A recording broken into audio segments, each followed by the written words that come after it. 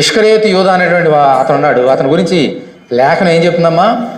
ఆ 12 మంది సంఖ్యలో చేర్చబడినటువంటి యూదా ఇష్కరియోతు అని ఉంది. యేసుక్రీస్తుకి ఎంతమంది శిష్యులు?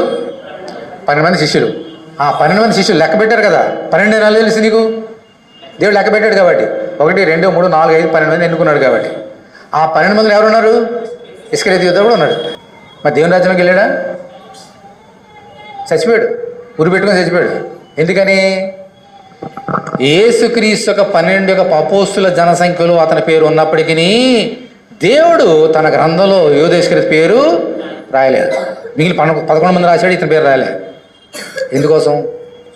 యేసుక్రీస్తుని ఎలాగో అప్పగించదనా అని వెతుకుతున్నాడంట. అంటే ఏం ప్రేమించాడు యూదా ఇష్కరియోతు? ఎవరిని ప్రేమించాలి? యేసుని ప్రేమించాలి. ఎవరిని ప్రేమించాడు? డబ్బును ప్రేమించాడు. అందుకని 30 వెండి నాణాలకి యేసుని అమ్మేశాడు.